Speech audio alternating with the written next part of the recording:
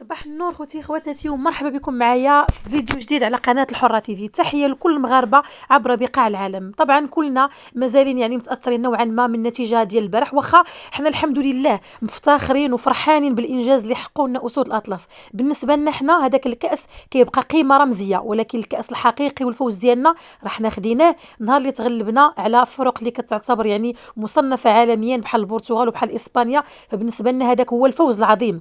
الاسود الاطلس والمدرب وليد الركراكي اللي حقق لنا واحد الحلم اللي كان بعيد جدا، والحمد لله قدروا انهم يوصلونا لواحد الفرحه اللي كبيره بزاف.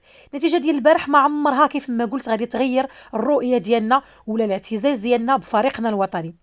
ما عمر ما غتنزل من قيمتهم عندنا ولا غتبخس الفرحه والانجاز اللي حققوه. بزاف ديال الناس كيقول لك لا ما ربحوش، لا غادي نحزنوا. حقا حنا غادي نبكيو ونتاسفوا لان الحلم ديالنا وقف. كنا مازال بغينا نشوفوهم ونستمتعوا باللعب ديالهم ونستمتعوا باجواء، ولكن ما كاين حتى مشكل. هذه لعبه، هذه كره القدم، دائما فيها خاسر وفيها رابح. المهم والاهم اننا كسبنا واحد الكره المغربيه، كسبنا جمهور اللي عاود رجع الثقه والامل في الكره المغربيه، واهم شيء كسبنا واحد المنتخب مع مدرب اللي غيبقاو دائما في الذاكره. وان شاء الله المشوار مازال طويل ومازال فرص اخرى. الحمد لله غادي نلعبوا ان شاء الله يوم السبت، وغادي يكون ديك الساعه الكلاسيفيكاسيون، وغادي نكونوا سواء في المرتبه الثالثه ولا الرابعه. المهم غنكونوا مصنفين، وهذا امر ماشي سهل، راه مونديال هذا وماشي شي حاجه اللي هينه.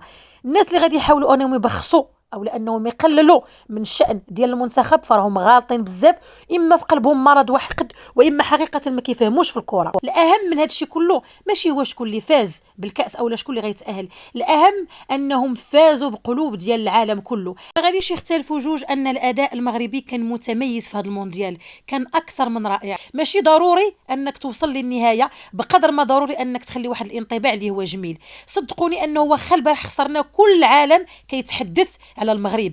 تخيلوا لو كان فاز المغرب كيفاش غتكون الاجواء. البارح فازت فرنسا وحنا شفنا الاحتفالات كانت اقل من عاديه، كانت متواضعه جدا بالمقارنه مع وهذا كيدل على ان بزاف ديال الناس عبر العالم، بزاف ديال سواء كانوا عرب ولا غير عرب اللي كانوا فعلا كيتسناو او اللي كانوا كيتمناو الفوز ديال المنتخب المغربي. وهذا الشيء طبعا كيدل على اننا الحمد لله حققنا الهدف ديالنا، هو اننا عملنا البصمه ديالنا حتى حنا في العالم الكروي، وبينا للعالم باسره اننا فرقه يحسب لها الف حساب، وانه كاينين رجال واسود اللي مستعدين يديروا كل شيء باش يرفعوا الرايه المغربيه وتكون عاليه الفوق. بالنسبه لنا حنا كيف ما قلت وغنقول دائما، هذا الشيء ما كيغير حتى شي حاجه، هذا كيعطينا حافز على اننا نزيدوا نستمروا، وعلى ان تكون هذه الانطلاقه ما تكونش النهايه. الحلم ديالنا مازال باقي ما سالاش، ومازال غنستمروا مع الكره المغربيه، ومازال حنا معكم متيقن فيكم، واكيد ان شاء الله ربي غادي ينصرنا وغادي نحققوا في مناسبات اخرى. شكرا للاسود الاطلس على المجهودات ديالهم، شكرا للمدرب وليد الركراكي على انه بدانا الحلم وعطانا الامل اللي مازال غنكملوا فيه ان شاء الله. شكرا لكل المشجعين اللي مشاو حتى لقطر باش يساندوا المنتخب ديالهم. شكرا لكل المغاربه عبر بقاع العالم اللي برهنوا على انهم شعب متحضر واعي، شعب رياضي وكروي. تحياتي لكم خوتي خواتاتي، والى فيديو اخر ان شاء الله.